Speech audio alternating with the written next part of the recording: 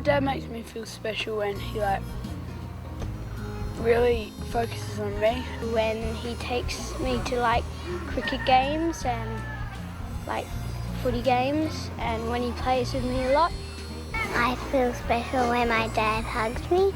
When he gives me hugs and plays with me and all that stuff.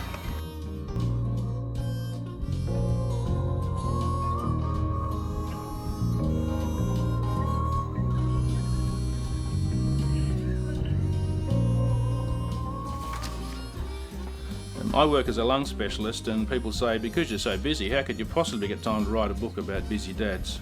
And I guess that's the reason I wrote it, because I talk to a lot of men who are dying of lung cancer, and they tell me two things. Firstly, they tell me if they had their life all over again, they would have spent more time with their kids. They all say that. But the second thing is, and this is what got me to write the book, is that they said work seemed a lot more important when they were young than it ever really was in reality, if only someone had told them when they were young, but there was no one around to tell them. So I thought, if I write a book and someone gives it to them, maybe that'll help them. Help them do the right thing when the kids are young and it's not too late. When we separated, the oldest one was 4, and then there's a 3-year-old and then there's a 1-year-old.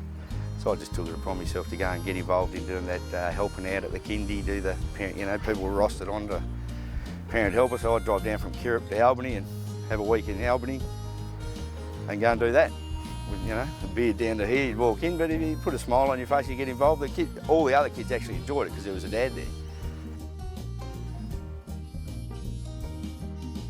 After seeing what I did now, in hindsight, the most important thing is, regardless of what you're doing at work, your kids come first, and that's what I should have really done at the time. But you live and you learn. I always found it quite hard to know how my dad was feeling through not expressing it to me and just talking about it. But these days, through the years of going on, I've grown up a bit. We can talk a lot more these days. He's really put in an effort to actually sit down, and I can tell when he does say these days, I love you, that he does find that really hard.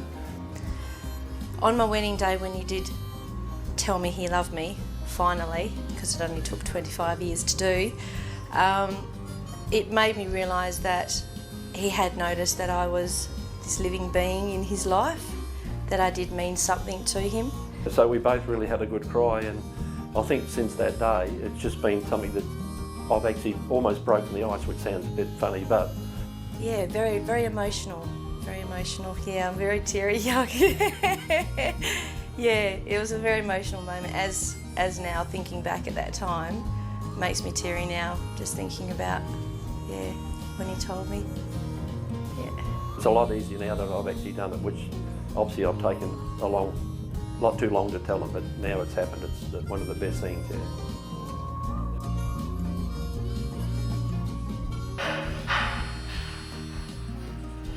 And when I went to school, volunteered to do a bit of canteen because I like sport and my kids like sport. I got asked, would you like to be involved in the football coaching, the inter-school football, stuff like that. And dads getting involved in schools, be it they single dads or any dads. We need more of them there because there's less male primary school teachers for starters and less male high school teachers. And young blokes need good role models.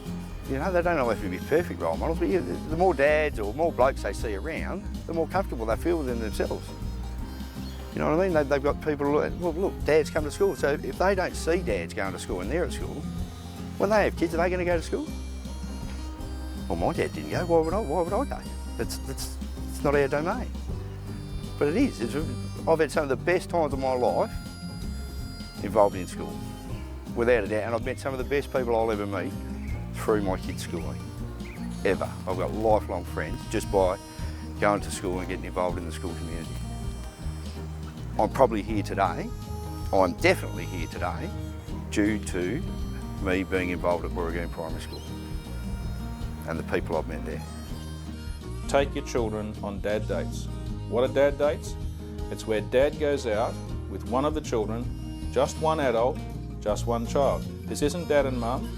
This is not dad and his mates, it's just dad. And it's not dad with all the kids. It's just Dad and just one child. It may be breakfast, lunch or dinner, the movies, maybe a camping trip, maybe a trip to another town, a football trip, shopping trip, a show trip. And please, dads, do it with your daughters as well as your sons. And when you do this sort of thing, listen to them. Don't take them out somewhere to preach to them. Listen to them. Ask them about their friends. Ask them about their lives, what they enjoy. And it will be a winner. So I encourage you to put that in your diaries.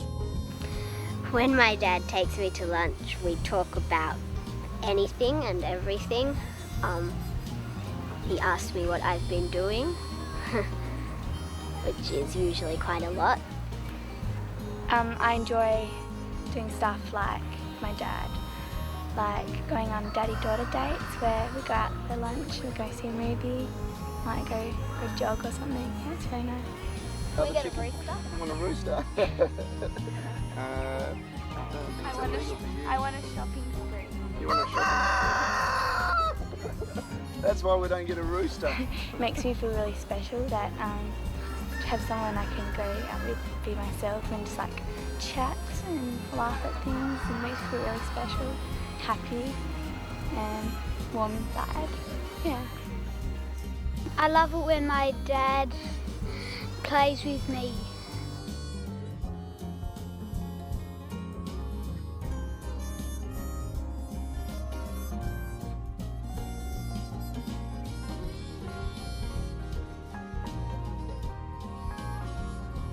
Me and my dad really like playing pinball machines together. So if we like doing that, he'd like say if we got a high score, he'd go, "Oh yeah, good on you, Sam. That's good." I'm just thinking, I love it when my dad draws pictures for me. That's very beautiful.